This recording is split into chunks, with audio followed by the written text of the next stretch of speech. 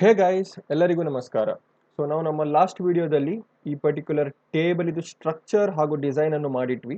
ಈಗ ಈ particular table ಅನ್ನು ಕ್ರಿಯೇಟ್ ಮಾಡುವ. So will click on this execute button. Execute ಆದಾಗ ಈ ಟೇಬಲ್ ನಮಗೆ ಕ್ರಿಯೇಟ್ ಆಗುತ್ತೆ.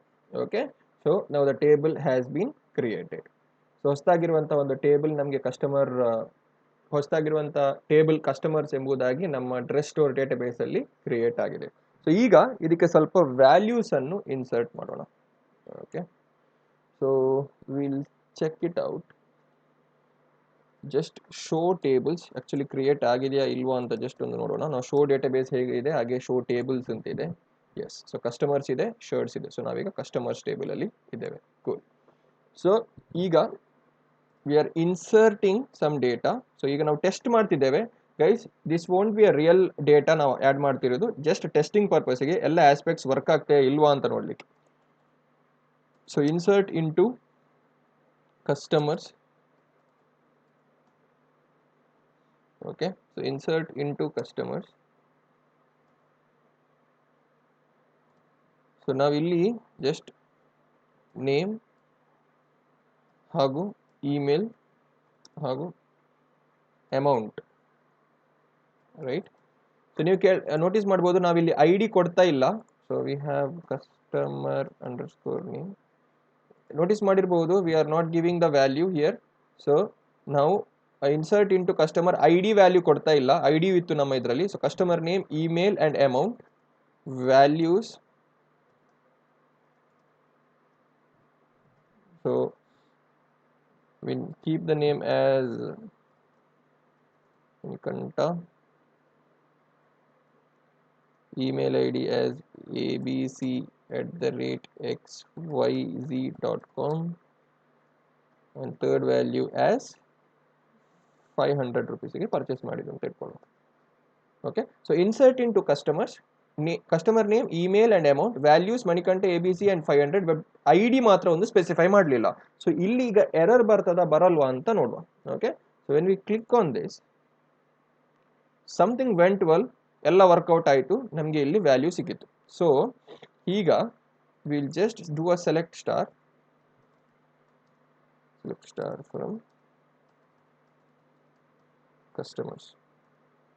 Okay, select star from customers. Oh no, it's not a function anyways. So ನೋಡಿ, 1 ಮಣಿಕಂಠ abc@xyz.com 500. ಬಟ್ ಇಂಪಾರ್ಟೆಂಟ್ ಆಗಿರೋ ಇಲ್ಲಿರುವ ಒಂದು ವಿಷಯ ಏನಂತ ಹೇಳಿದ್ರೆ, ನಮ್ಮ ಐ ಡಿ ವ್ಯಾಲ್ಯೂ ನಾವು ಹಾಕದಿದ್ರು ಅದು 1 ಅಂತ ತಗೊಂಡಿತ್ತು. ಇದು ಯಾಕೆ ಅಂತ ಹೇಳಿದ್ರೆ, because of something called as auto increment. So ನಾವು ಐ ಡಿ ಫೀಲ್ಡ್ ಅಲ್ಲಿ ಆಟೋ ಇನ್ಕ್ರಿಮೆಂಟ್ ಹಾಕಿದ್ದೇವಲ್ಲ. ಸೊ ಈ ಆಟೋ ಇನ್ಕ್ರಿಮೆಂಟ್ ಅಂತ ಹೇಳಿದ್ರೆ ಆಟೋಮ್ಯಾಟಿಕಲಿ ನಿಮ್ಮ ಐ ಡಿ ಅನ್ನು ಅದು ಇನ್ಕ್ರಿಮೆಂಟ್ ಮಾಡಿ ಕೊಡ್ತದೆ ಅಂತ. So I D is 1, customer name is Manikanta, email is abc@xyz.com, amount is 500. Okay, so that should be good. So now we'll write an insert query again. So we'll do a control Z a couple of times.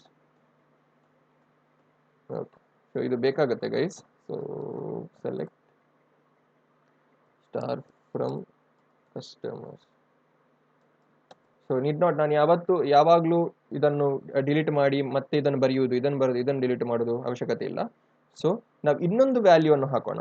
ಇನ್ನೊಂದು value ಏನು ಅಂತ ಹೇಳಿದ್ರೆ, for the time being ಇದನ್ನು comment ಮಾಡಿಬಿಡುವ.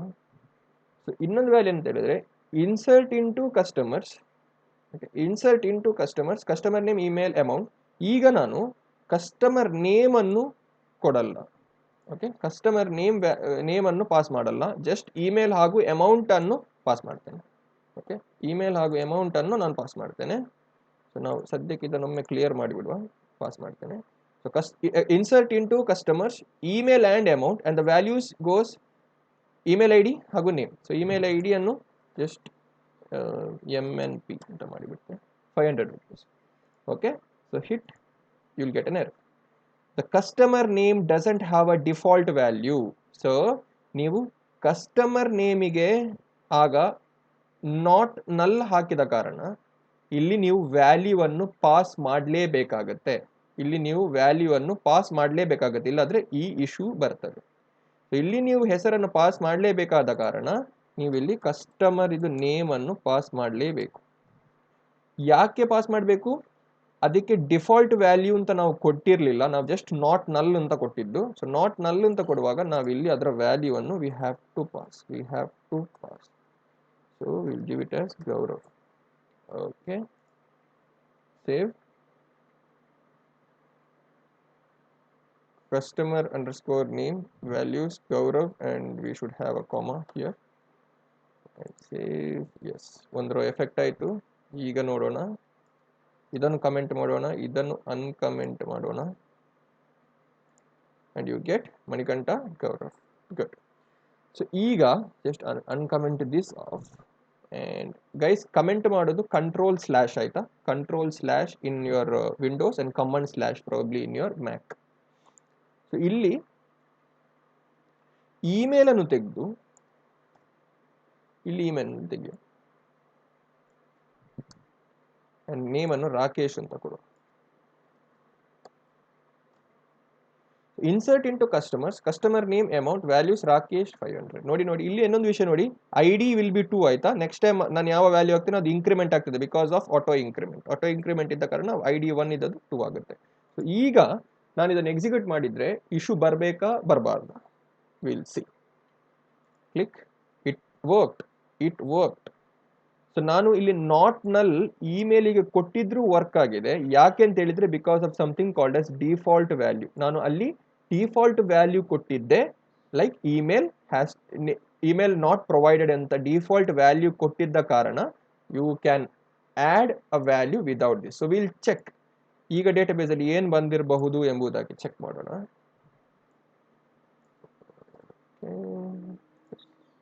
ನೋಡಿ, Rakesh and is email ID ನಾನು ಏನು ಕೊಡದಿದ್ರು, ಇಲ್ಲಿ ನಾನು ಏನು ಇಮೇಲ್ ID ಪಾಸ್ ಮಾಡದಿದ್ರು I got the default value. ನಾನು ಡಿಫಾಲ್ಟ್ ಸೆಟ್ ಮಾಡಿದ್ನಲ್ಲ ಆ ವ್ಯಾಲ್ಯೂ ಹೋಗುತ್ತೆ. No email provided and ID is auto increment.